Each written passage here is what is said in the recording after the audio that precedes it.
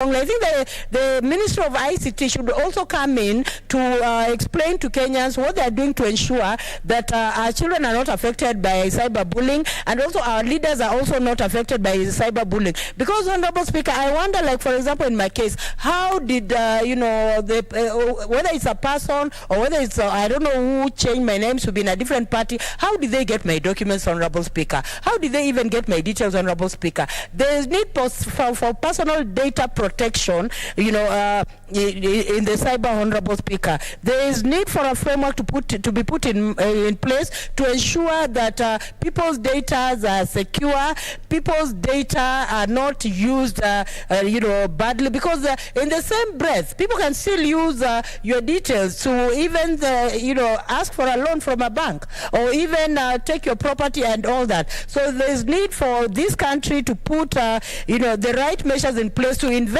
in depth whether the information that is given about members, using the internet is rightfully from the members or not.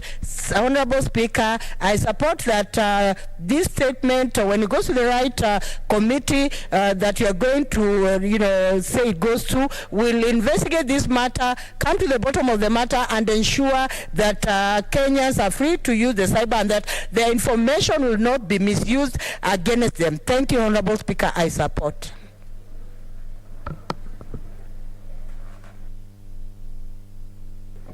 Senator Faria. I thank you, Madam Speaker, for giving me this opportunity. I also wish to thank Senator Abshiro for bringing this issue to the attention of this House. Madam Speaker, on 26th 25th of February, I checked my party status, and it read People's Trust Party, and the date it was changed was 22nd of February. Before that, I was in Jubilee Party. How do you explain that? I had to remove myself from that party for me to even attend NDC. So, Madam Speaker, it is very, very sad that some of these things are happening in this country. Madam Speaker, in fact, who even monitors online borrowing? Madam Speaker, online borrowing is on the heights. Kenyans are being fleeced. Loans are, you are told 10% per month. You think that is just per annum, you assume? Then you realize that it is every month you're being charged 10%. Who takes care of Kenyan interest in such an issue? Madam Speaker, even in terms of now voter registers, do we know even whether they are safe now at this rate? Because if somebody can change my party on 22nd of February and put it in a People's Trust Party, should we even trust such a party that can do shady things like that, surely? That is deregistering somebody from their own party to another party, like 4 days before the NDC. What kind of issue is this? And then, Madam Speaker, the other thing is, in digital form, are we sure that our title deeds are safe? I think that is one of the things when this committee is investigating this matter, they should also include in terms of digital safety of even our land titles in the Ministry of Lands. Are they safe? Because if somebody can just change what is in our government data without your permission, what else can they not do online without your permission? So technology, we should not, technology is a progressive thing.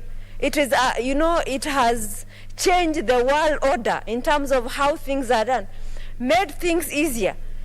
People are right now able to log on and participate in the discussion of this House through online. That is progressive.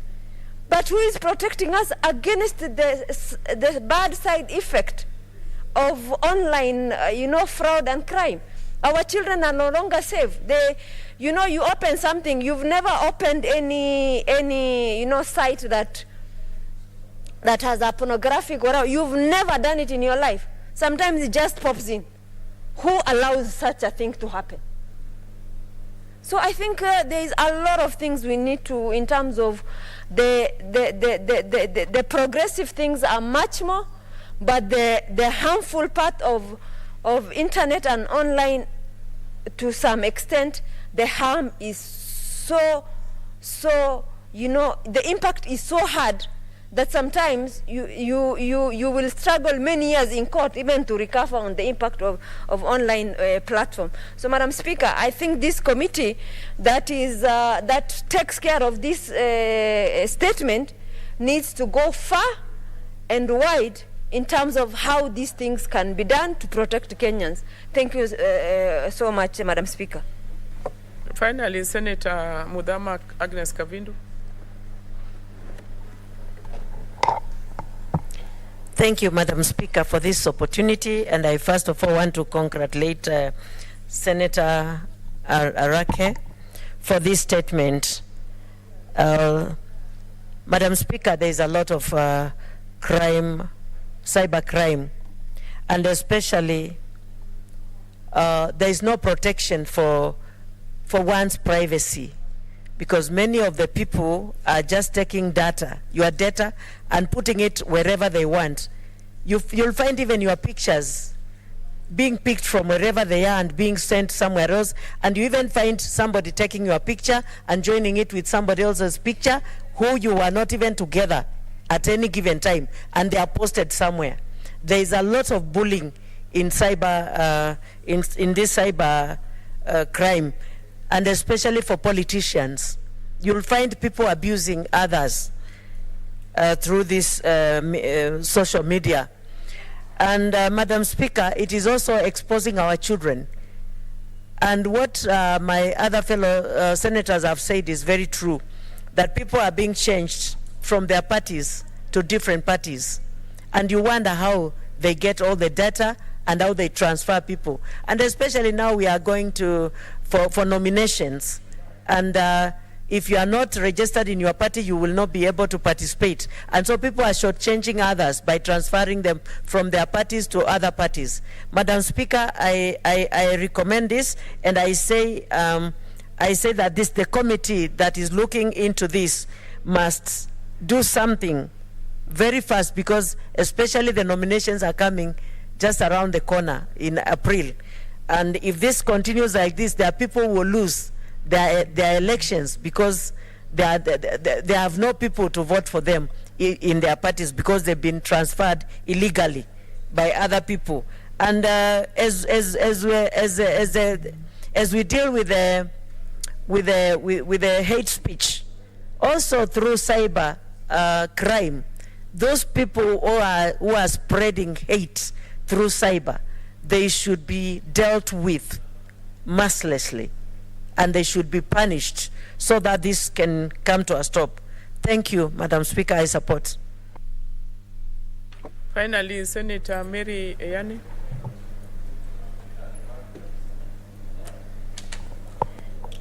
Madam Speaker, I want to congratulate Senator Halake for having thought of this important statement. Madam Speaker, cybercrime and data insecurity in the country is rising. Madam Speaker, and you know, data and privacy is a constitutional right of everyone. And this technology is exposing even the social being of the citizens. Madam Speaker, my question, and I hope you direct this statement to the Committee of Security and ICT also, they should tell us first the institutions concerned. What is their role in terms of the implementation of two important bills? Madam Speaker, you remember we have passed a bill called Data Protection Bill. We have also passed another bill another bill called cybercrime. Madam Speaker, you'll allow me to look at the name of this bill.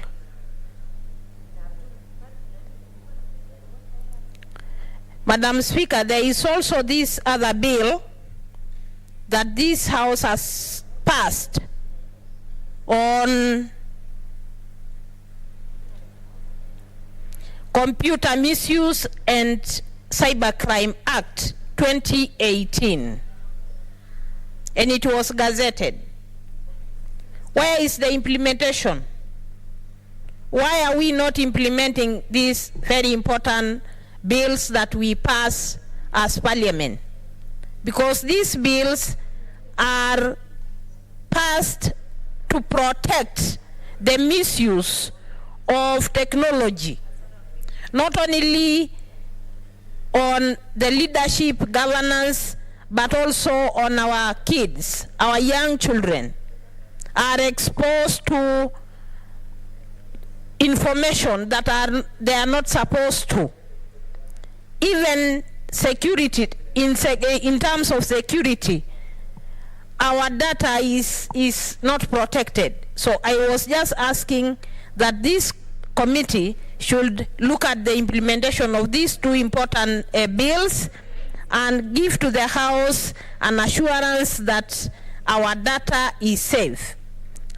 Recently, members have been subjected to a lot of torture where your information or your data has been moved from one party to another without your permission. And so we have been asking ourselves, who gives this data to these mushrooming parties to register you without your permission? So I think it's high time for this House and especially the committee to assure Kenyans of their privacy in terms of the use of technology. I thank you. Thank you, Senators. Next order. We differ from 8, 9, and 10. Next order. Order number 10, Committee of the Whole, the Law of Succession Amendment Bill, Senate Bills number 15 of 2021. Order number 11, Committee of the Whole, Law of Succession Amendment Bill, Senate Bills number 15 of 2021. Order number 12, Committee of the Whole, the Preservation of Human Dignity and the Protection of Economic and Social Rights Bill, Senate Bills number 21 of 2021. Order number 13, Committee of the Whole, the Special Needs Education Bill, Senate Bills number 44 of 2021.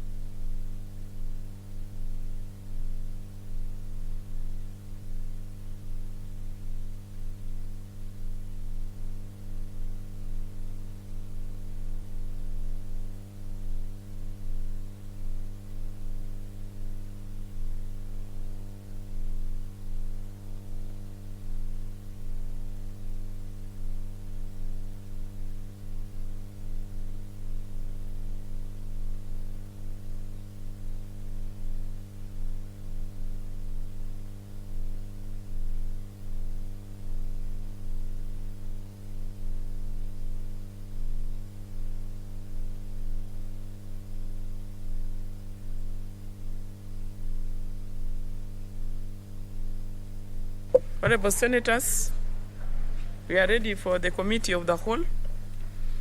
And the first one is the Law on Succession Amendment Bill, Senate Bills number 15 of 2021.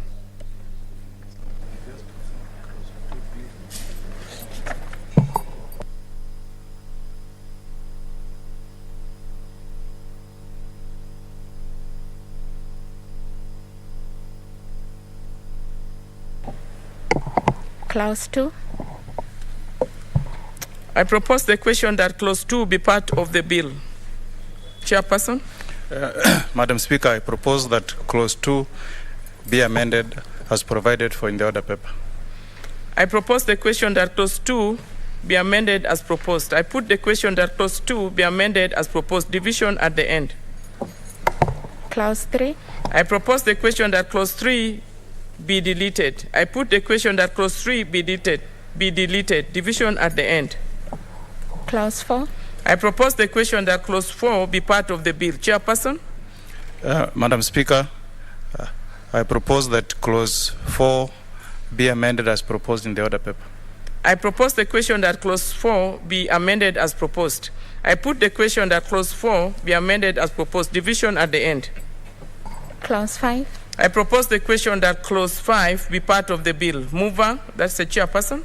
Madam Speaker, I propose that clause 5 be amended as proposed in the order paper. I propose the question that clause 5 be amended as proposed. I put the question that clause 5 be amended as proposed. Division at the end. Clause 6. I propose the question that clause 6 be part of the bill. Chairperson. Madam Speaker, I propose that clause 6 be amended as proposed in the order paper. I propose the question that clause 6 be amended as proposed. I put the question that clause 6 be amended as proposed. Division at the end. Clause 7. I propose the question that clause 7 be part of the bill. I put the question that clause 7 be part of the bill. Division at the end. Clause 8. I propose the question that clause 8 be part of the bill. Chairperson. Madam Speaker, I propose that clause 8 be amended as proposed in the order paper. I propose the question that clause 8 be amended as proposed. I put the question that clause 8 be amended as proposed. Division at the end. Clause 9. I propose the question that clause 9 be deleted. I put the question that clause 9 be deleted. Division at the end. New clause 8A. Mover. The chairperson. Madam Speaker, I propose that clause 8A be inserted as proposed in the order paper.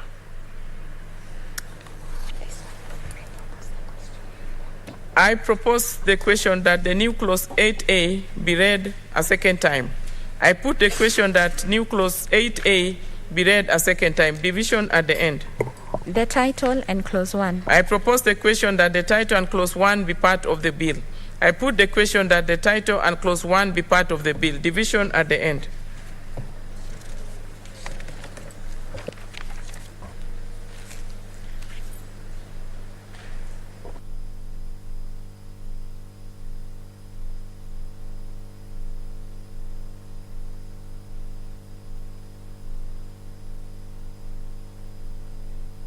Honorable Senators, we move to the preservation of human dignity and protection of economic and social rights bill, Senate Bills number 21 of 2021. Clause 3. I propose the question that clause 3 be part of the bill. Chairperson. Madam Speaker, I propose that clause 3 be amended as proposed in the order paper. I propose the question that clause 3 be amended as proposed. I put the question that clause 3 be amended as proposed. Division at the end. Clause 4. I propose the question that clause 4 be part of the bill. Chairperson. Madam Speaker, I propose that clause 4 be amended as provided for in the order paper. I propose the question that clause 4 be amended as proposed. I put the question that clause 4 be amended as proposed. Division at the end. Clause 5. I propose the question that clause 5 be part of the bill. Chairperson. Madam Speaker, I propose that clause 5 be amended as proposed in the order paper. I propose the question that clause 5 be amended as proposed. I put the question that clause 5 be amended as proposed. Division at the end. Clause 6. I propose the question that clause 6 be part of the bill. Chairperson. Madam Speaker, I move that clause 6 be amended as proposed in the order paper. I propose the question that clause 6 be amended as proposed. I put the question that clause 6 be amended as proposed. Division at the end. Clause 7. I propose the question that clause 7 be part of the bill. Chairperson. Madam Speaker, I move that clause 7 be amended as proposed in the order paper. I propose the question that clause 7 be amended as proposed. I put the question that clause 7 be amended as proposed. Division at the end. Clause 8. I propose the question that clause 8 be part of the bill. Chairperson. Madam Speaker, I move that clause 8 be amended as proposed in the order paper. I propose the question that clause 8 be amended as proposed. I put the question that clause 8 be amended as proposed. Division at the end. Clause 9. I propose the question that clause 9 be part of the bill. Chairperson. Madam Speaker, I move that clause 9 be amended as provided for in the order paper. I propose the question that clause 9 be amended as proposed. I put the question that clause 9 be amended as proposed. Division at the end. Clauses 10 and 11. I propose the question that clauses 10 and 11 be part of the bill. I put the question that clauses 10 and 11 be part of the bill. Division at the end. Clause 12. I propose the question that clause 12 be part of the bill. Chairperson. Madam Speaker, I move that clause 12 be amended as proposed in the order paper. I propose the question that clause 12 be amended as proposed. I put the question that clause 12 be amended as proposed. Division at the end. Clauses 13 and 14. I propose the question that clauses 13 to 14 be part of the bill. I put the question that clauses 13 to 14 be part of the bill. Division at the end. Clause 15. I propose the question that clause 15 be part of the bill. Chairperson. Madam Speaker, I move that clause 15 be amended as proposed in the order paper. I propose the question that clause 15 be amended as proposed. I put the question that clause 15 be amended as proposed. Division at the end. Clause 16. I propose the question that clause 16 be part of the bill. Chairperson. Madam Speaker, I move that clause 16 be amended as proposed in the order paper. I propose the question that clause 16 be amended as proposed. I put the question that clause 16 be amended as proposed. Division at the end. Clause 17. I propose the question that clause 17 be part of the bill. Chairperson. Madam Speaker, I move that clause 17 be amended as proposed in the order paper. I propose the question that clause 17 be amended as proposed. I put the question that clause 17 be amended as proposed. Division at the end. Clause 18. I propose the question that clause 18 be deleted. Chairperson. Madam Speaker, I move that clause 18 be deleted as proposed in the order paper. I propose the question that clause 18 be deleted. I put the question that clause 18 be deleted. Division at the end. Clause 19. I propose the question that clause 19 be part of the bill. Chairperson. Madam Speaker, I move that clause 19 be part of the bill. I propose the question that clause 19 be amended as proposed. I put the question that clause 19 be amended as proposed. Division at the end. Clause 20. I propose the question that clause 20 be part of the bill. I put the question that clause 20 be part of the bill. Division at the end. Clause 21. I propose the question that clause 21 be part of the bill. Chairperson. Madam Speaker, I move that clause 21 be amended as proposed in the order paper. I propose the question that clause 21 be amended as proposed. I put the question that clause 21 be amended as proposed. Division at the end. Clause 22. I propose the question that clause 22 be part of the bill. Chairperson. Madam Speaker, I move that clause 22 be amended as proposed in the order paper. I propose the question that clause 22 be amended as proposed. I put the question that clause 22 be amended as proposed. Division at the end. Clause 23. I propose the question that clause 23 be part of the bill. I put the question that clause 23 be part of the bill. Division at the end. Clause 24. I propose the question that clause 24 be deleted. Chairperson. Madam Speaker, I move that clause 24 be deleted as proposed in the order paper. I propose the question that clause 24 be deleted. I put the question that clause 24 be deleted. Division at the end. Clause 25. I propose the question that clause 25 be deleted. Chairperson. Madam Speaker, I move that clause 25 be deleted as proposed in the order paper. I propose the question that clause 25 be deleted. I put the question that clause 25 be deleted. Division at the end. New clause 21A. Chairperson. Madam Speaker, I move that clause 21A be amended as proposed in the order paper. I propose the question that new clause 21A be read a second time. I put the question that new clause 21A be read a second time, division at the end. New clause 21B. Chairperson, Madam Speaker, I move that new clause 21B be amended as proposed in the order paper. I propose the question that new clause 21B be read a second time. I put the question that new clause 21B be read a second time, division at the end. Schedule. I propose the question that schedule be part of the bill. Chairperson, Madam Speaker, I move that the schedule be part of the bill as proposed in the order paper. I propose the question that the schedule be amended as proposed. I put the question that the schedule be amended as proposed, division at the end. Clause 2. I propose the question that clause 2 be part of the bill. Chairperson, Madam Speaker, I move that clause 2 be amended as proposed in the order paper. I propose the question that clause 2 be amended as proposed. I put the question that clause 2 be amended as proposed, division at the end. The long title.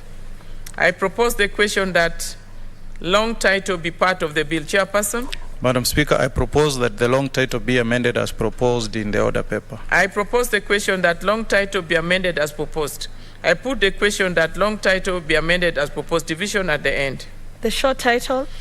I propose that the short title be part of the bill. Chairperson, Madam Speaker, I move that the short title be amended as proposed in the order paper. I propose the question that short title be amended as proposed. I put the question that short title be amended as proposed, division at the end. Clause 1. I propose the question that clause 1 be part of the bill. I put the question that clause 1 be part of the bill, division at the end.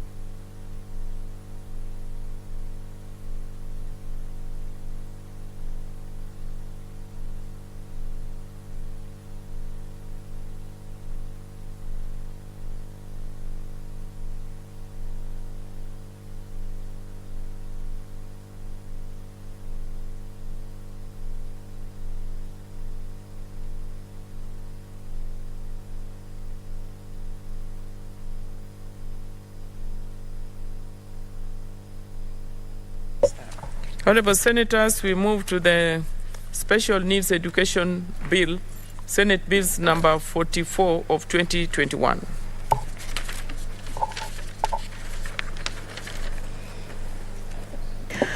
Clauses 3 to 48. I propose the question that clauses 3 to 48 be part of the bill. I put the question that clauses 3 to 48 be part of the bill. Division at the end. Clause 2, the title, and Clause 1. I propose the question that clause 2, the title, and clause 1 be part of the bill. I put the question that clause 2, the title, and clause 1 be part of the bill. Division at the end.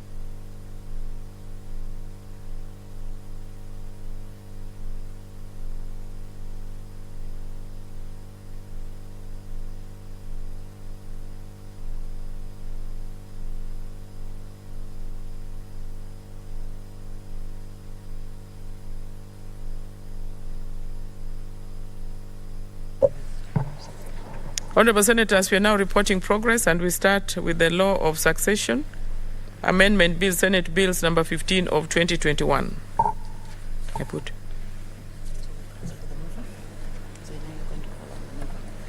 The mover, please.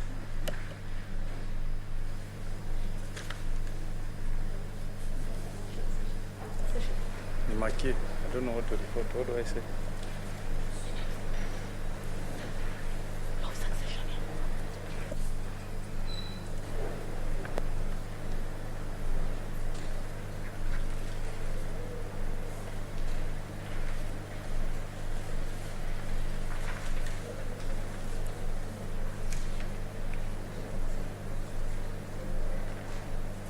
Just tell me what you need to say.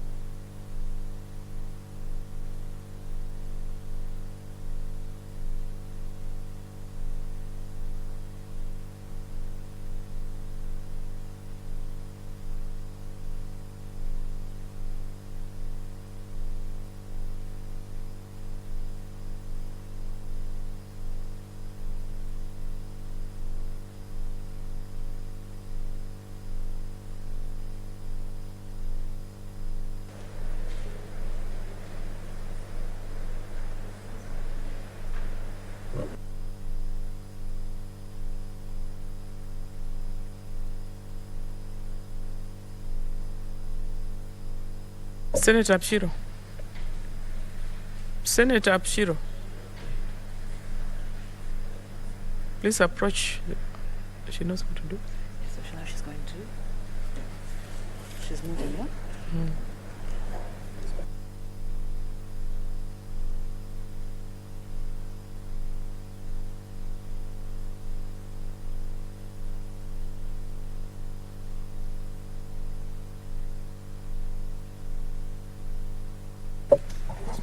Yeah, Senator Apshiro. Thank you, Honorable Chairperson. Honorable Chairperson, pursuant to Standing Order 148, I beg to move that the Committee of the Whole do report progress on its consideration of the Law of Succession Amendment Bill, Senate Bill number, is it number 15? Number 15 of 2021, and seek leave to sit again tomorrow.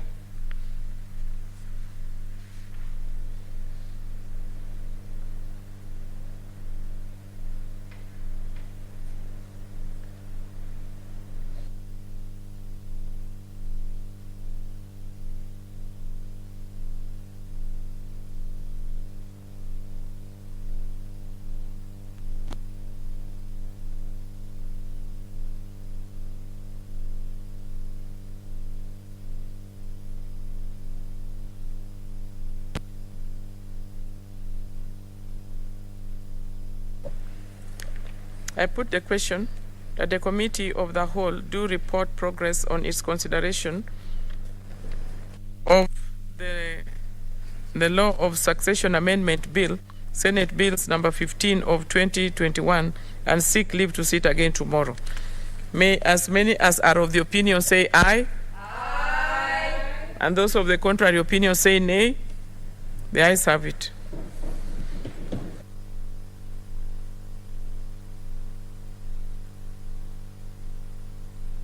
We are reporting progress on the preservation and human dignity and enforcement of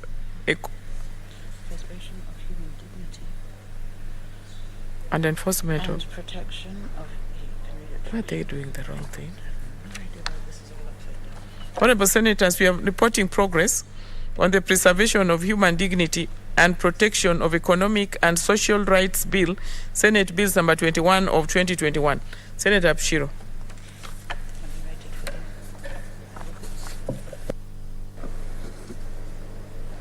Honorable Chairperson, pursuant to Standing Order number 148, I beg to move that the Committee of the Whole do report to the House its consideration of the preservation of human dignity and enforcement of economic and social rights bill, Senate Bill number 21 of 2021. Senator, I think there is a mistake there. We can correct it for you. Yes. It's okay. It's okay. Okay, do it again. Thank you, Madam Chair. Honorable Chairperson, pursuant to Standing Order number 148, I beg to move that the Committee of the Whole do report to the House its consideration of the preservation of human dignity and enforcement of economic and social rights bill, Senate Bills number 21 of 2021, and seek leave to sit again tomorrow.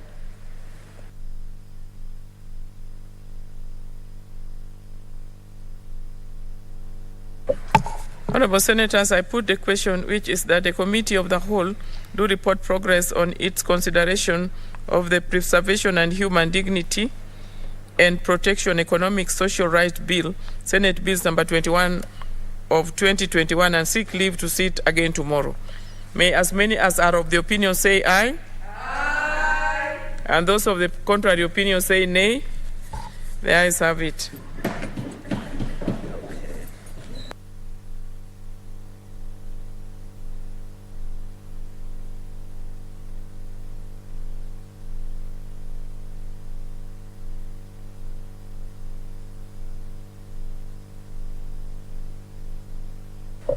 Now we are reporting progress on the Special Needs Education Bill, Senate Bills number 44 of 2021. Mover. Senator Musuruve.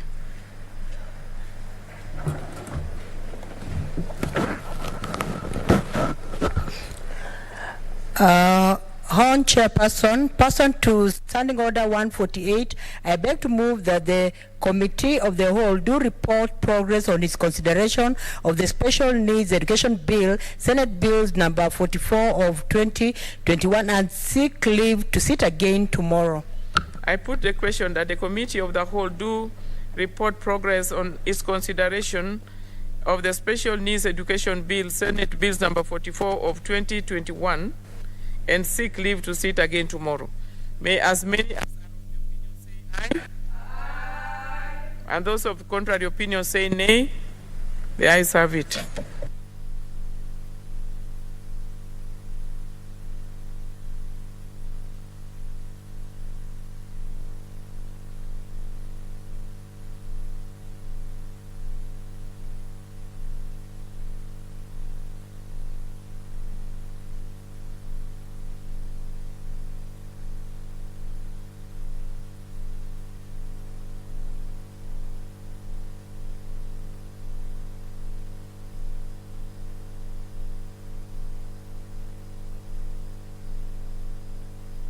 Yes, Senator Mungeni, what's the point of order?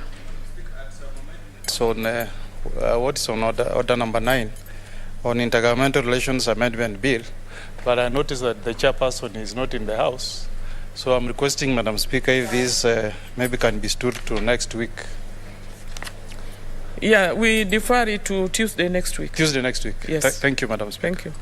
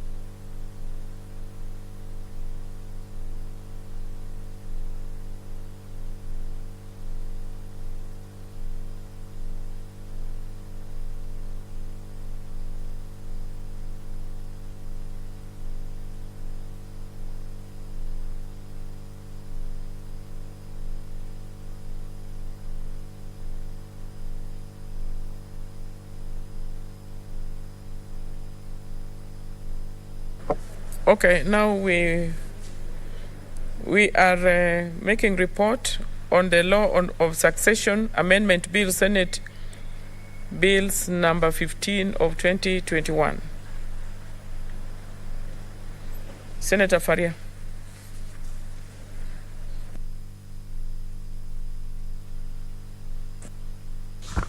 Honorable Speaker, I beg to report that the Committee of the Whole has considered the Law of Succession Amendment Bill, Senate Bill number 15 of 2021, and seek leave to sit again tomorrow. Honorable Senators, I propose the question.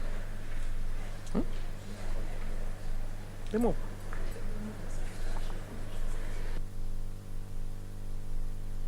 Mover, Senator Abshiro. These things are confusing. Honourable Speaker, I beg to move that the House do agree with the committee on the said report and ask Senator Mudhama to second. Madam Speaker, I second.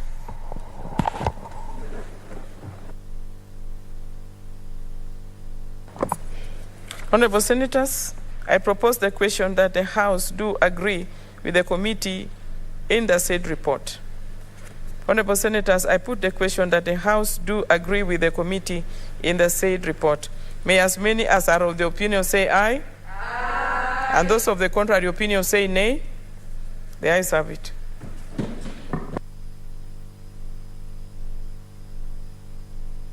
The next is the preservation of human dignity and enforcement of economic and social rights bill, Senate bills number 21 of 2021. Chairperson. Madam Speaker, I beg to report progress that the Committee of the Whole has considered the preservation of human dignity and enforcement of economic and social rights bill, Senate bill number 21, to sit tomorrow again. To sit again tomorrow. Thank you. Mover.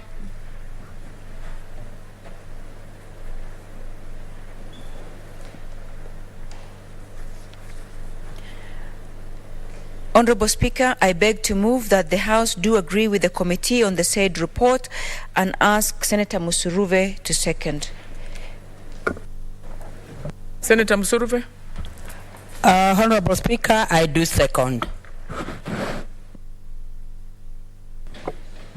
Honorable Senators, I propose the question, which is that the House do agree with the committee in the said report. I put the question which is that the House do agree with the committee in the said report. May as many as are of the opinion say aye. Aye. Those of the contrary opinion say nay. The ayes have it. The next and final one is Special Needs Education Bill, Senate Bills number 44 of 2021. Chairperson. Honorable Speaker, I beg to report that the Committee of the Whole has considered the Special Needs Education Bill, Senate Bill number 44 of 2021, and seek leave to sit again tomorrow. Thank you. Mover, Senator Musuruve. Honorable Speaker, I beg to move that the House do agree with the committee on the said report and ask Senator Faria to second. Senator Faria. Honorable Speaker, I second. Thank you, Senators. I propose the question that the House do agree with the committee in the said report. I put the question that the House do agree with the committee in the said report. May as many as are of the opinion say aye. Aye. And those of the contrary opinion say nay. The ayes have it.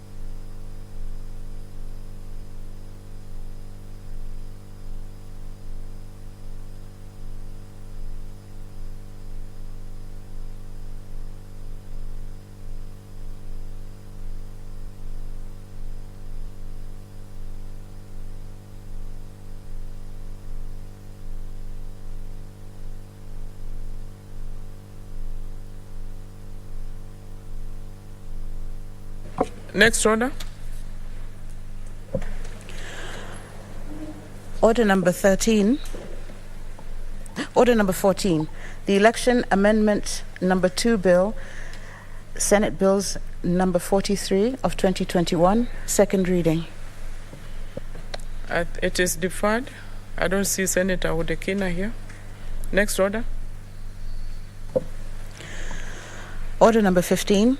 Election Campaign Financing Amendment Bill, Senate Bills number 51 of 2021, second reading. You need to come. That is also deferred. Senator Olekina is not there.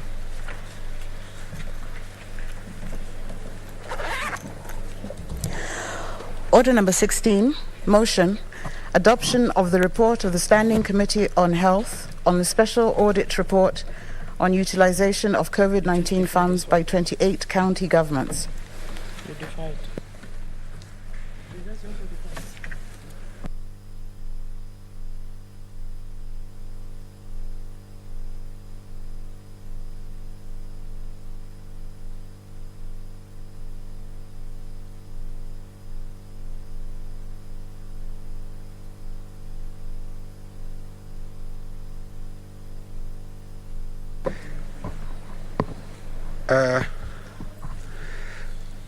Order number 16. I don't seem to see the mover, so deferred. Next order. Order number 17, motion, recognizing and appreciating the elderly by county governments.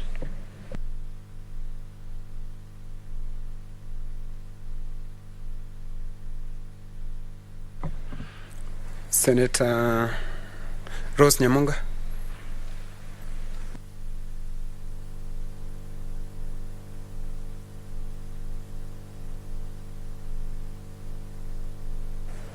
I beg to move that the maternal, newborn, and child health bill. No, I think I'm the wrong one.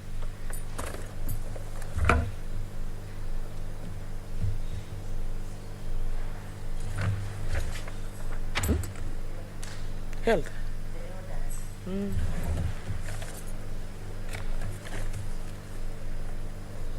Senator Nyamunga, we are order number 17. Recognition. It's a motion. Okay.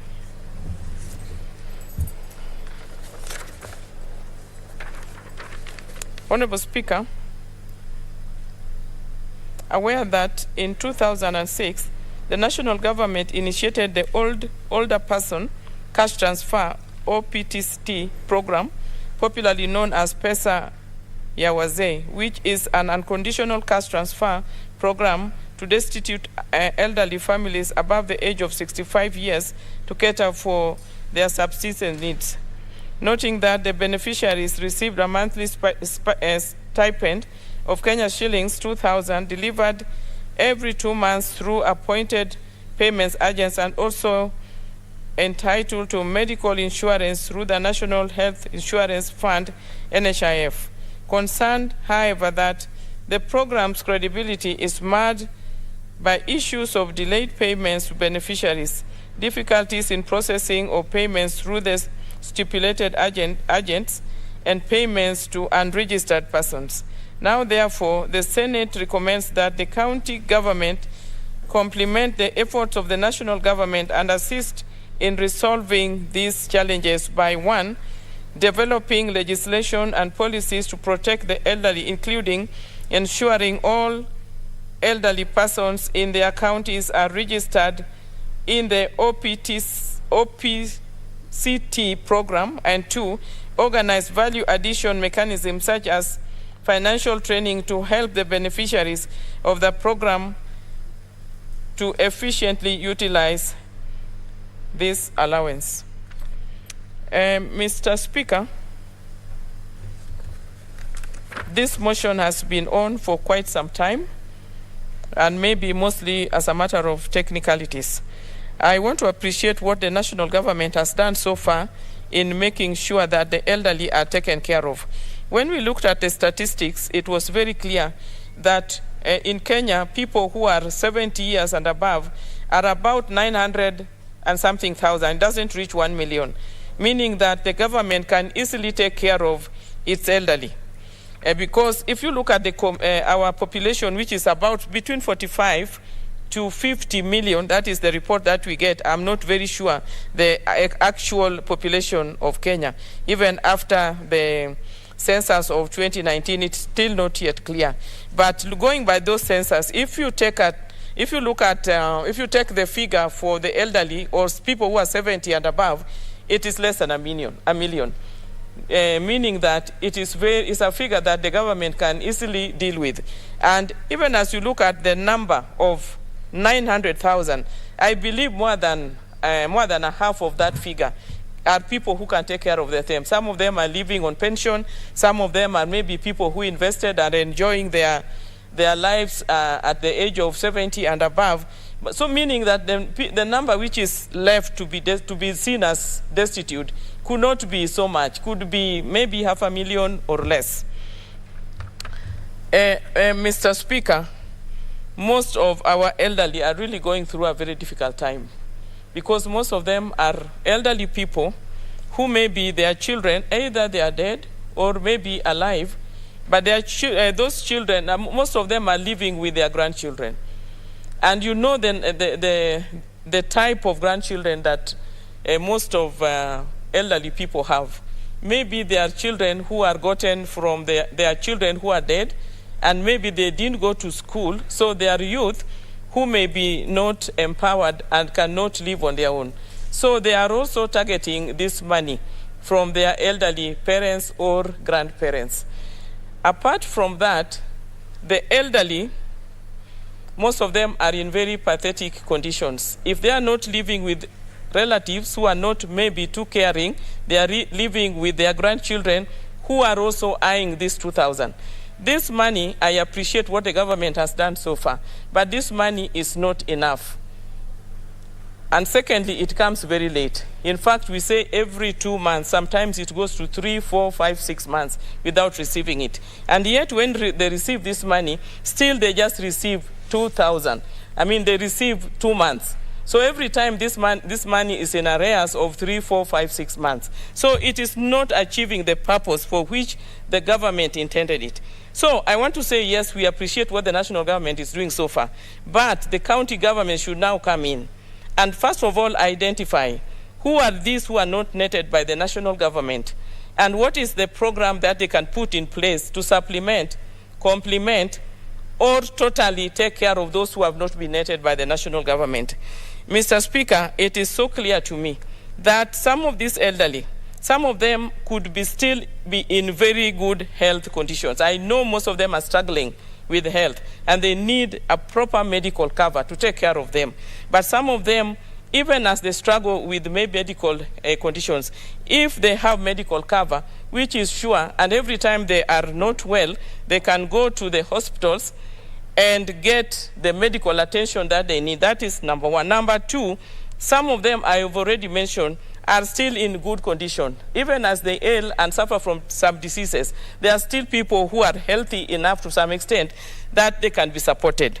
My problem is that I need these people to be identified, the money which is meant for them be given to them. Apart from just giving them the money, they should go through some trainings, because I know of some areas where such people have been assisted to the extent that they are now able to continue with their lives in a normal way, because they have utilized that money over a period of time properly, and now they can generate income.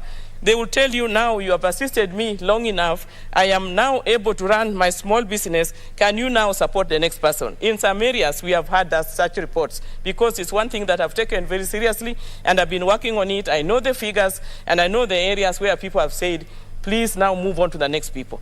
Some of them may know how to spend that money, some of them may not. So one of the issues that are raised here is, yes, give the money, but also train them. Train them on how to spend this money. This money can be spent in a more productive way. I am a believer in food security. This money they can be helped to concentrate on food security. They can get involved in some trading, but they must be supported, they must be trained. It should not just be assumed that once you've gotten your 2,000, you spend it for the month and wait for the next month, but if it delays, you become destitute. But if you're trained to utilize it and multiply it in one way or the other, be it in farming, vegetable farming, that is poultry, horticulture, it can be in poultry farming, any activity that can be carried out, they will also choose that my area of interest is this, and then they are capacity built on that area and given the training that is needed, because the idea should really to help those who are able to be able to support themselves, and those who cannot can be forever be supported until now their lives come to an end, but not for everybody. So this is the gist of this motion, and I want the county governments to put structures in place and proper policies, and if possible even law that they put in place that is sort automatic. The government has done, national has done enough, let the county also do something, because we are working for the common good of the people and for the people of Kenya. So it doesn't matter whether the assistance is coming from the national government or the county government. But whatever the national government is doing is good, yes, but let us also bring in the county governments and let them put everything in place to assist the people. So with that, I want to support this motion and ask Senator Musuruve to second it. Thank you, Senator.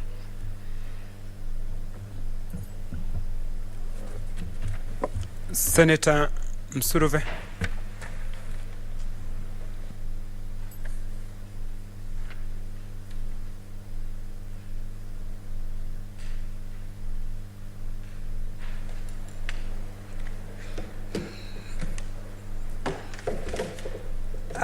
Thank you, Honorable Speaker, for giving me this chance to second this motion by Senator Nyamunga.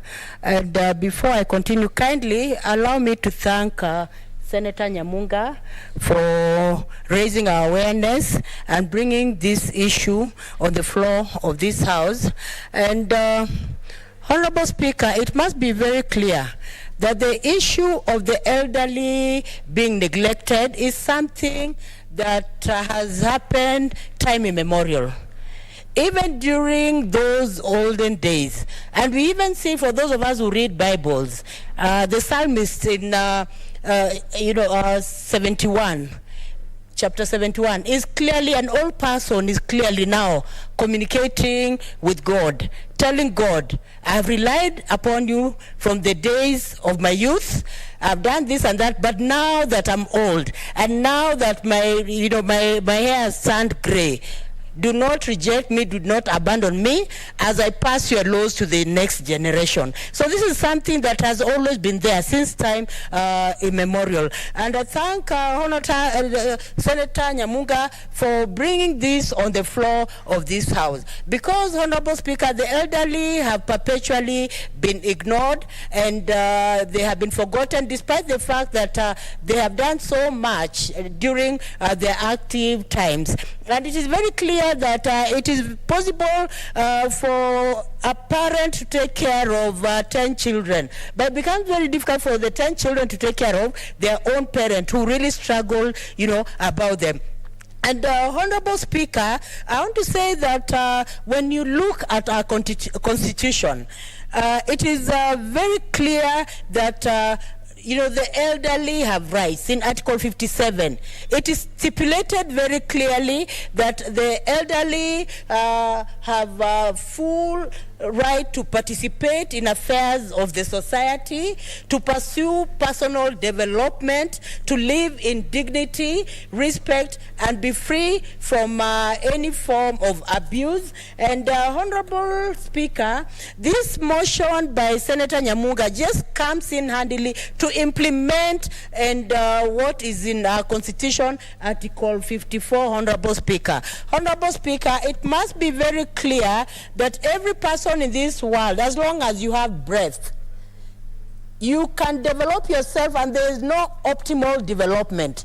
Even when you're elderly, it does not mean that you have reached, the optimal development. You reach optimal development when you have no breath at all, Honorable Speaker. So I want to say that the issue that Senator Nyamunga is bringing on the floor of this House is a genuine concern that must be taken with the seriousness that it deserves. Two clear things that Senator Nyamunga would like the Senate to do is to ensure that legislation is there to protect the elderly. She's very clear. And another thing that Senator Nyamunga is asking for the Senate to do on behalf of the elderly is to ensure that there's capacity building on how this money needs to be utilized, Honorable Speaker. And I want to say, Honorable Speaker, honestly, we must endeavor to support the government initiatives.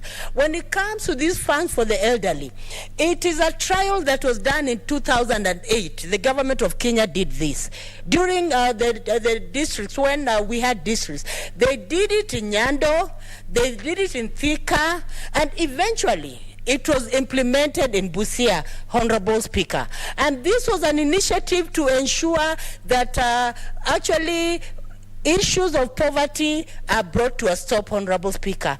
Time and again, it has now become, it has come to very many other, counties. In fact, in every county, the elderly are supposed to be identified, protected, and money needs to actually be sent. So I want to say, Honorable Speaker, that the government initiative on this program was well-meaning. And this program is among the many cash transfer programs that the government has initiated. Because the government has initiated even, cash transfer for the orphans. It has initiated for PWDs who are severely vulnerable, and it has also initiated and it has continued to intensify and encourage this one that has been brought about by Senator Nyamunga on the elderly.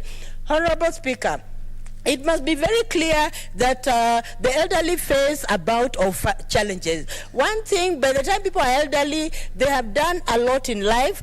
If it's educated children, they have educated children. Some of the children are even abroad. Some of the children are now getting to their own issues, families and all that. So in the end, sometimes they end up being neglected. Some of the elderly, you find even their children are dead, their spouses are dead, and they're all alone. So they face challenges when it comes to their basic needs that are also stipulated in Article 43 of this Constitution, of our Constitution, that everyone has a right to socioeconomic needs. They are actually enumerated there. So we find that the elderly have problems. They're not even able to go to hospital and all that. They have not to take them to hospital. They lack social security and all that. So it is just in well-meaning that these funds for the elderly are given at the right time.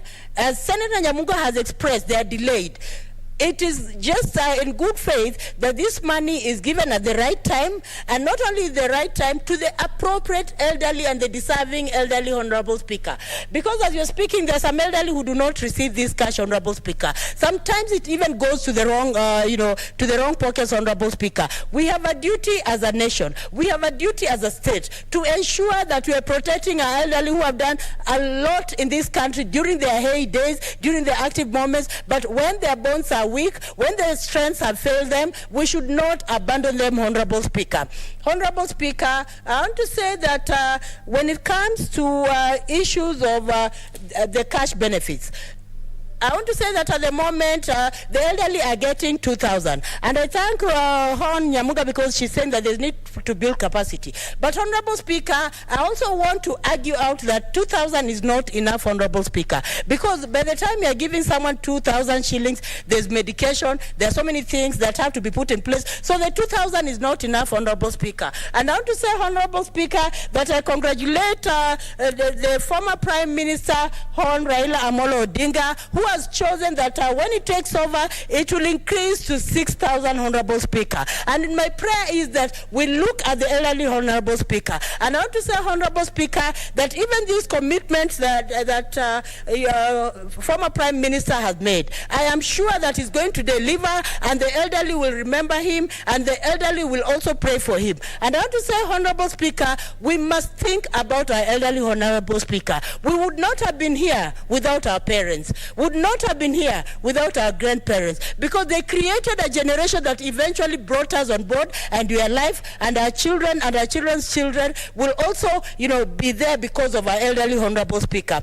Honorable Speaker, we are living in a society that truly forgets about the elderly, and especially when children get jobs and they're doing well, some of them completely forget about home. Some of them completely, abandon their parents, and some children also feel ashamed of their parents. Honorable Speaker, it is the constitutional demand that everyone should live with dignity, and when you're talking of living with dignity, Honorable Speaker, we are talking about our elderly being respected. We are talking about our elderly living in respect. And Honorable Speaker, this can only happen if we are able to defend our constitution. The constitution is very clear that in the articles I've talked about that the rights of the elderly. But now, when it comes to executing, defending, and oversighting on this, we need to pass legislation, as Senator Nyamunga has said, to ensure that, one, the elderly are identified. Two, they're not only identified in every county office, every county government. We must have a mechanism. County, governors must ensure they have a mechanism of identifying the elderly in their counties. And even after identifying the elderly, they must have programs that will actually build capacity on the elderly and just show them that, they are respected, and show them that their rights will not be denied. And county governments must allocate also money aside to ensure that they're protecting their elderly. And this money can be in the county budget, Honorable Speaker. If 35% of the national revenue is going to national counties, as we have proposed in the Senate, why should the county governments not also factor in the issue of elderly, Honorable Speaker? In some countries, Honorable Speaker, you'll find that there are programs for the elderly. When it comes to medication, it is free. When it comes to recreation, the government pays for recreation of the elderly, Honorable Speaker. And that is why the elderly live long in those countries, Honorable Speaker. When the elderlies, go have recreational facilities, they go through physiotherapy and so on, they will live long. Honorable Speaker, there's also need for capacity building for the elderly to know the rights that they have. Like, for example, NHIF. Some of them may not know that they have NHIF can cover for the elderly. But there's need to intertwine the fund, the cash transfer, and the NHIF so that the elderly age with grace, Honorable Speaker. We have a mandate as a Senate to ensure that we are protecting all citizens of this country, and especially the vulnerables like the elderly, Honorable Speaker. I want to say, Honorable Speaker, it is a mandate to go ahead, and I want to encourage Senator Nyamunga, even before, Senate goes recess, to ensure that she comes up with a bill that is going to speak on this so that it is enshrined in law, Honorable Speaker. Because, Honorable Speaker, even for this to be executed, there need to be a law. And when it becomes law of the land, it will be followed. And, Honorable Speaker, there's need to be also sanctioning of even counties that flout the law on the elderly, Honorable Speaker. Honorable Speaker, I want to say that we have a mandate as a Senate, and this mandate we should not abdicate of ensuring that we are coming up with a framework, as Senator Nyamunga has spoken, a framework that will ensure that we are taking care of our elderly, a framework that will ensure that our elderly are actually aging in grace, Honorable Speaker. We also need blessings from our elderly, Honorable Speaker, and we must appreciate them for the work they have done all the years of their lives, Honorable Speaker. So, Honorable Speaker, I want to kindly second this motion, and I believe, and I hope, and I know very well that my fellow senators are also going to support this motion so that it sees light at the end of the day. And even as it sees light of the day, this motion should be upgraded into a bill, Honorable Speaker, that is going to ensure that the dream of Senator Nyamunga comes to fruition. Thank you, Honorable Speaker. I second. Thank you.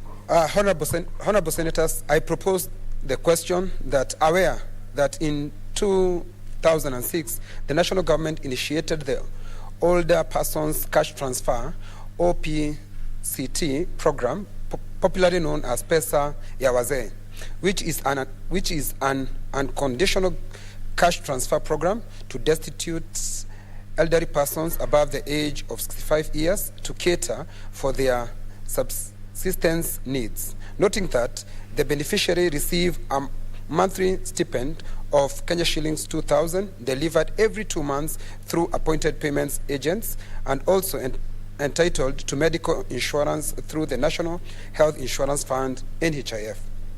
Concerned, however, that the program's credibility is marred by issues of delayed payment to beneficiaries, difficulties in processing of payments through the stipulated agents, and payments to unregistered persons. Now, therefore, the Senate recommends that the county governments complement the efforts of the national government and assist in resolving these challenges by, 1, developing registration and policies to protect the elderly, including ensuring all elderly persons in their counties are registered in the OPCT program, and secondly, organize value addition mechanism such as financial training to help the beneficiaries of the program to efficiently utilize this allowance. Senator Abshiro Halake. Mr. Speaker, I thank you for giving me the opportunity to support Senator Nyamunga's motion on the cash transfer program for our elderly.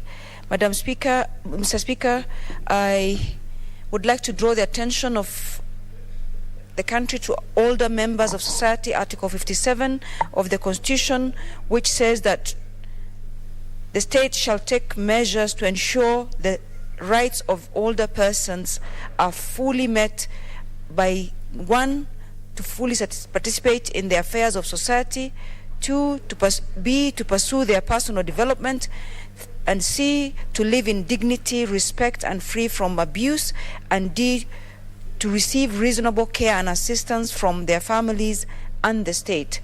Madam Speaker, Senator Nyamunga's motion implements Article 57 and ensures that what is in our broad laws are actually broken down to what we do on a daily basis to implement this.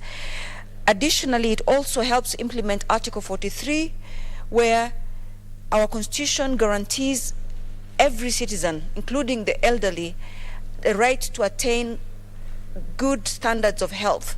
Madam Speaker, while 2,000 shillings is very little, her proposal to have the county complement these efforts is commendable and is something that this Senator Halake, I am... Oh, sorry, Mr. Speaker. My apologies.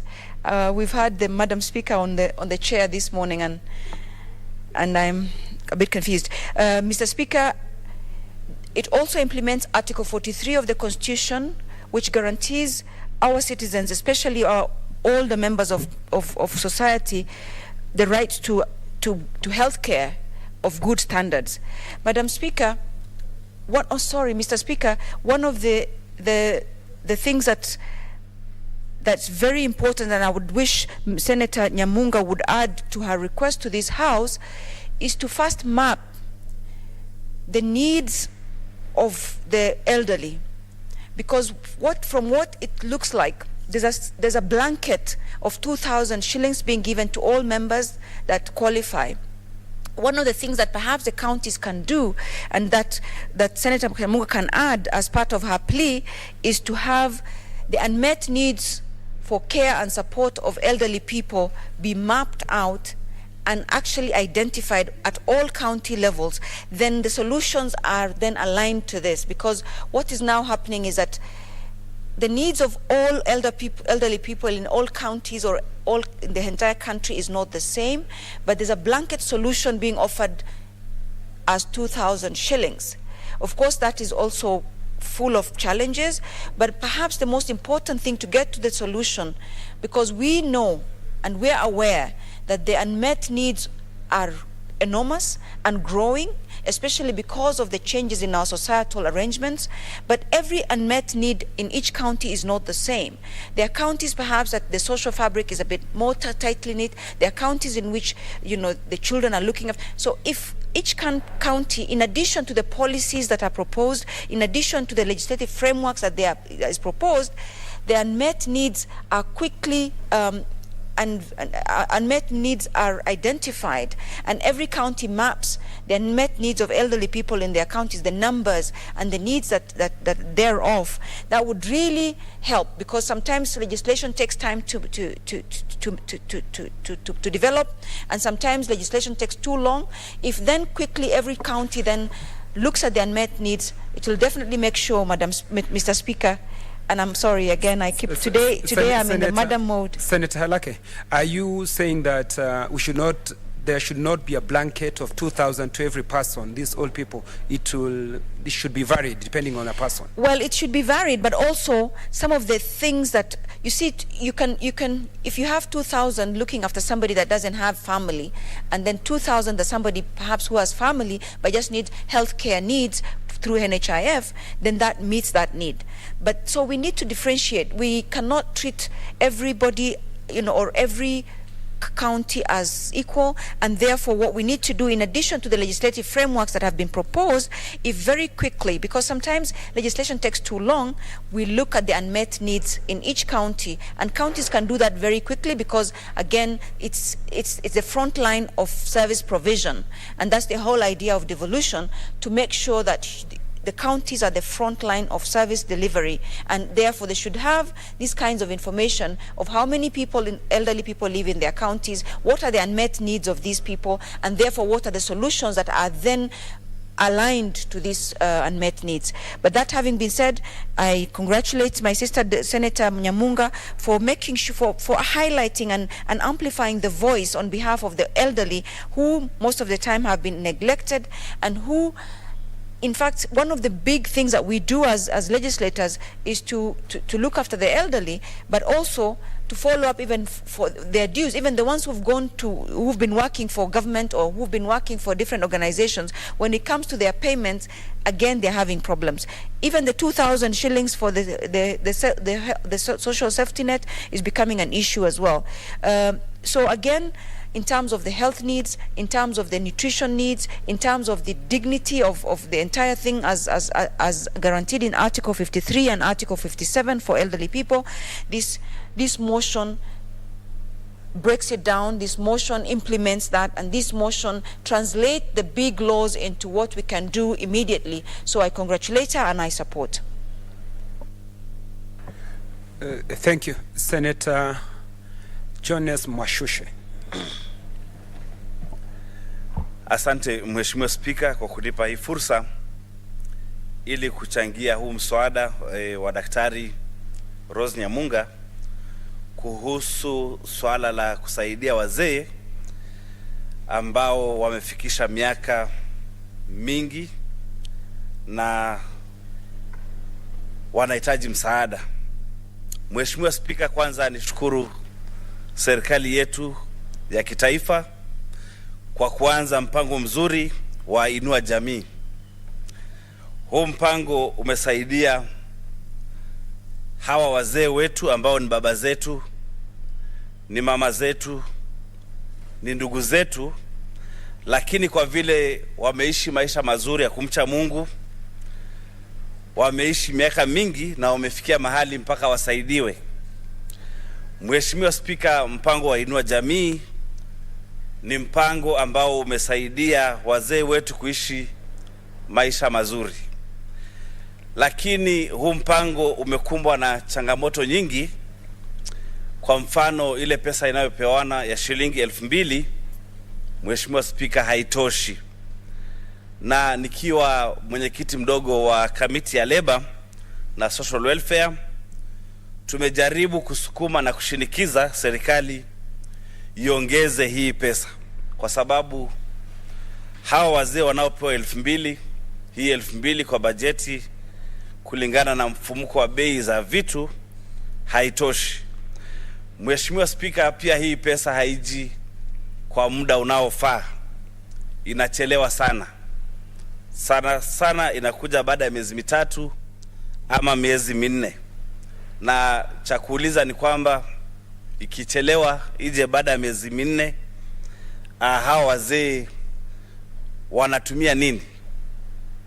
Wanapata shida, na kwa hivyo pia tumesema ya kwamba ni vizuri hii pesa ije kwa wakati unaofaa. Changamoto nyingine ambayo imekumba huu mradi wa serikali wa Inua Jamii ni kwamba serikali haiandikishi watu wapya. Wale ambao wako wamefikia miaka 70 tayari wanapata pesa. Hawa wengine ambao wanafikia wapya, Mheshimiwa Spika, hawaandikishwi. Na pia tumejaribu kuuliza serikali kwa nini hawaandikishi hawa wazee wetu, na wanasema ni shida ya kibajeti. Lakini ningependa kusema kwamba ni vizuri ama ni vyema ingekuwa hawa wazee ambao wamefikisha miaka wote pia kuwe na bajeti ya kutosha, ili hawa wazee wapate kufaidi kutoka kwa mpango mzuri wa Inua Jamii. Mheshimiwa Spika, kuna wazee wengine ambao walikuwa wanapata hizi hela, lakini kwa sasa hivi wameenda wamekufa, wameaga dunia, na mpaka sasa bado hawajawekewa wengine kuingia kwa niaba yao. Kwa hivyo Mheshimiwa Spika, ningeomba pia serikali Senator Mwaruma, tutakaporejelea katika mswada huu utakuwa na masalio ya dakika 11. Asante Mheshimiwa Spika. Waheshimiwa maseneta, ni saa 6:30 wakati wa kuhairisha vikao vyetu, na seneti inahairisha vikao vyake sasa mpaka Jumatano tarehe 2 mwezi wa 3 mwaka wa 2022 saa 8:30. Asante.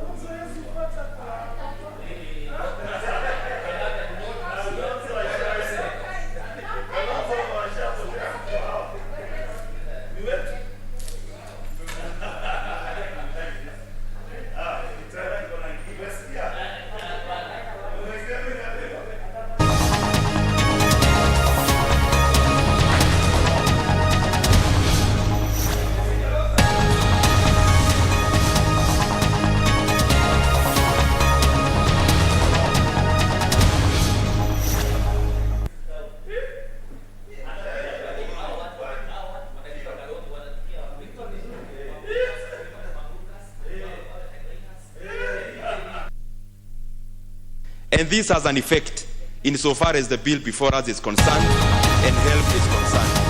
Because, Mr. Speaker, it is foolhardy for anyone to ask a person who is sleeping hungry with their papers in terms of degrees and diplomas to start repaying help. They are first chasing money to feed themselves, and on the other hand, we are chasing them to pay help, Mr. Speaker. That is not possible within the economic nature of our country currently. But Mr. Speaker, help is a form of finance. It is a form of education finance, where you are supposed to get the loan, Mr. Speaker, and thereafter you can start repaying, and especially when you have some income. And it works more or less like Kenya Revenue Authority. When you are fighting for returns with KRA, Mr. Speaker, if, for example, KRA requests you to pay for pay, you pay as you earn. Pay as you earn meaning you pay as you earn literally. And help is almost the same. You pay after you start earning, because you cannot pay when you are jobless. And therefore, Mr. Speaker, this amendment brings about sanity, so that we do not over-expect, Mr. Speaker, from those people who are graduating from our various tertiary institutions. But also, Mr. Speaker, we need to look at our education sphere in a more deeper manner. And I have enjoyed the contributions there before from my colleagues, Mr. Speaker, because possibly we could be modeling our tertiary education just for mainstream straitjacket jobs. But Mr. Speaker, there are many other opportunities on where the people in our tertiary institutions, the students, and even after they graduate, they can eke a living. And not just, Mr. Speaker, earning a living, but creating wealth for our economy. Mr. Speaker, there are many platforms currently which probably we need to introduce even in our tertiary institutions so that people who live there, Mr. Speaker, live there and become employers. They should not live and become employees. And Mr. Speaker, I can cite myself as an example. When I graduated from KU,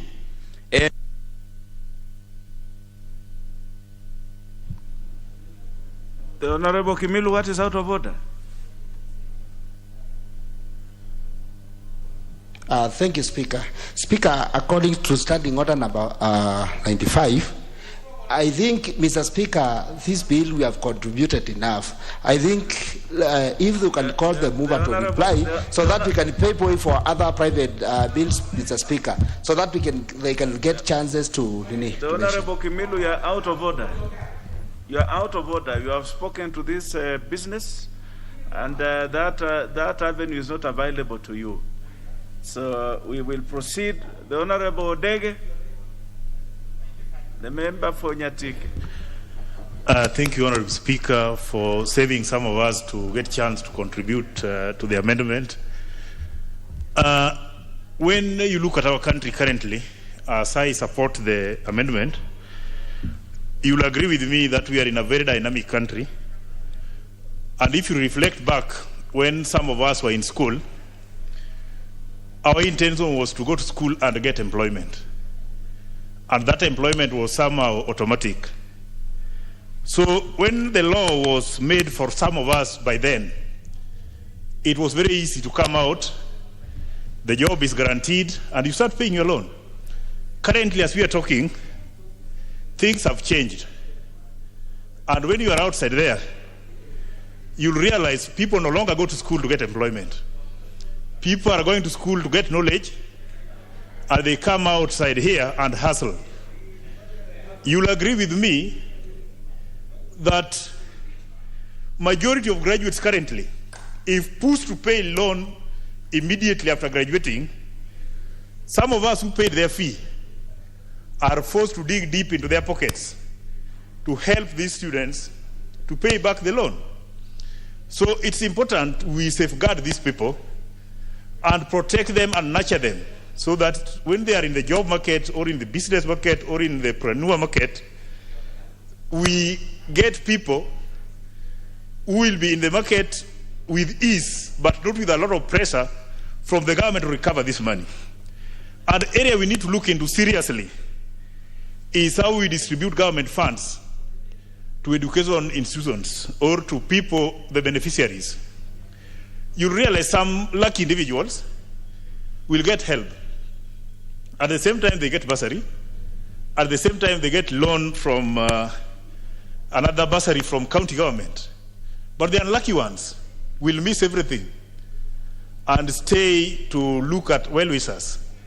So I would suggest that we need a way out whereby university and these colleges' education can be made in such a way whereby the loan given to them is enough to cater for their education entirely, so that when they qualify from the universities and get into the job market, it will be their responsibility now to pay back the government, but not piecemeal kind of assistance they are getting, which cannot be made in a way whereby everybody benefits equitably.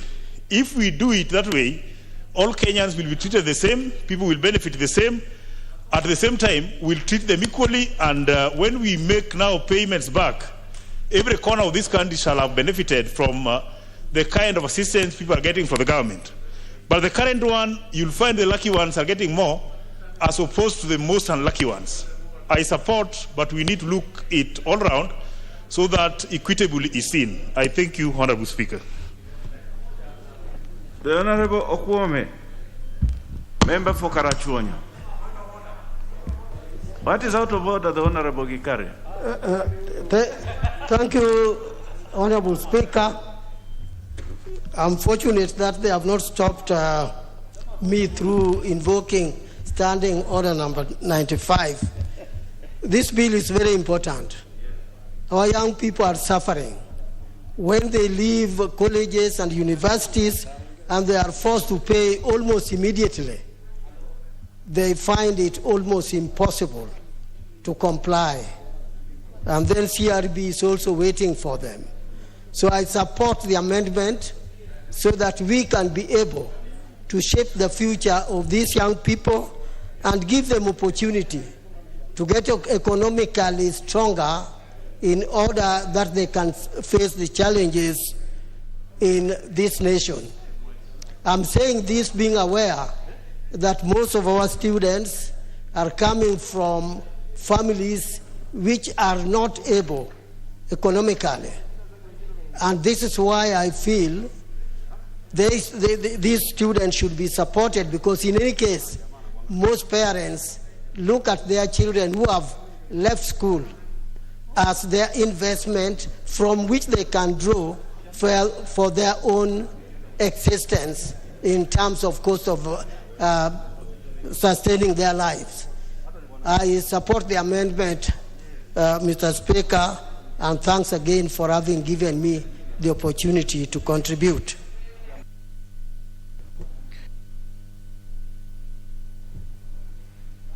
The Honorable Raso Ali, member for Saku.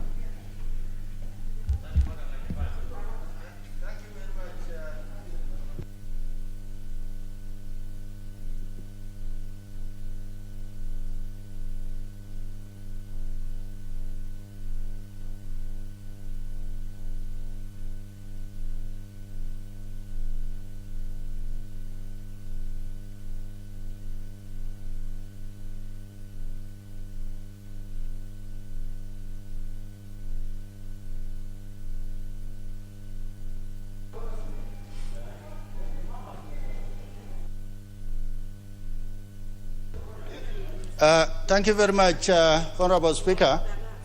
Honorable Speaker, I rise to support this amendment. As we know, legislation is a living thing. It must have a life of its own if it must be completed.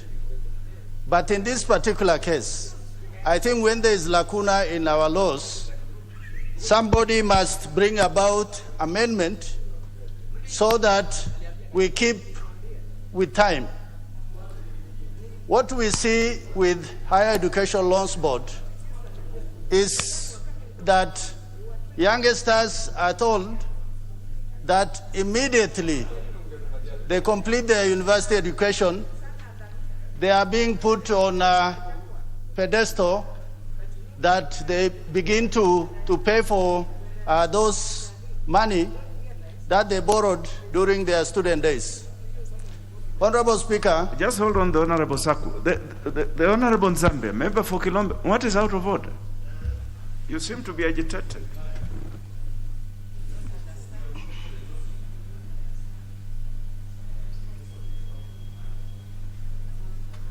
The microphones have gone haywire today. They are lighting up behind you.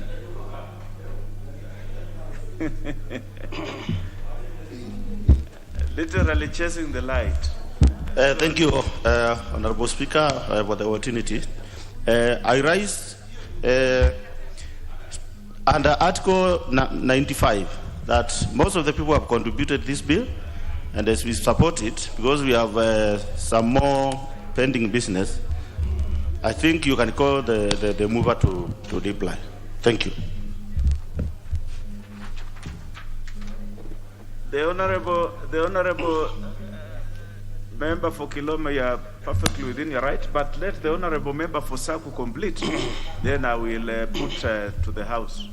The honorable member for Saku complete. Thank you very much, Honorable Speaker.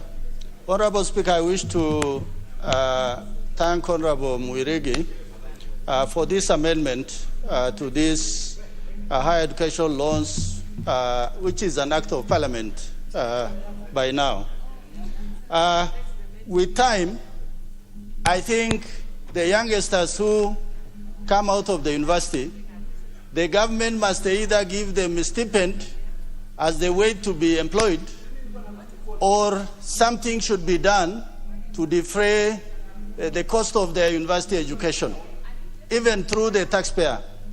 The idea of telling them that within 1 year they must pay those money, I think it is unfounded, it is impossible, and it is also illogical. Because one can only pay if they are employed or they are in gainful employment. Majority of our youngsters, when they finish the university, many are not even hustlers because they don't know where to start. So for that reason, I support this particular bill and the amendment that is therein. And I think the House must go further to do recommendation that it is not just about paying loan. What are the circumstances or the condition that can allow some of them to get away with it? I thank you, Honorable Speaker. Honorable members, pursuant to the Honorable Member for Kilome's request under Standing Order, not Article, Standing Order 95, I now put the question that the mover be called upon to reply. Will as many of that opinion say aye? Will as many of that opinion say nay? Nay. The ayes have it. The mover? The mover, the Honorable Murigi. Thank you, Mr. Speaker. And first of all, Mr. Speaker, I would like to thank all honorable members, Mr. Speaker, for supporting me or for supporting this bill, Mr. Speaker. This bill, Mr. Speaker, will help a lot, Mr. Speaker, as far as this revolving fund is concerned, Mr. Speaker. Because without securing job, Mr. Speaker, we will not have the revolving fund to cater for the generation to come, Mr. Speaker. So I thank you, all members. And the amendment, Mr. Speaker, which some colleagues have proposed, Mr. Speaker, are all welcomed, Mr. Speaker, to enrich this bill so that it can add strength it requires, Mr. Speaker, so that we can help our youngsters, Mr. Speaker, who are in and who have already graduated from university, Mr. Speaker. With those few comments, Mr. Speaker, I beg to reply. Thank you. Very well. I direct that the next steps in regard to this bill be undertaken when the matter will be set down in the order paper again. I direct that we move on to the next business. Order number 11, the Information, Communication and Technology Practitioners Bill, National Assembly Bill number 38 of 2020, second reading. The Honorable Osotsi, this is yours. Yes, please proceed.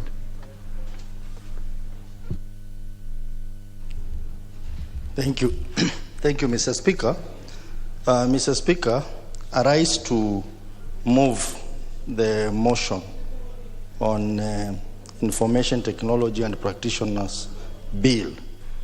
Mr. Speaker, the Information Communication Technology Practitioners Bill 2020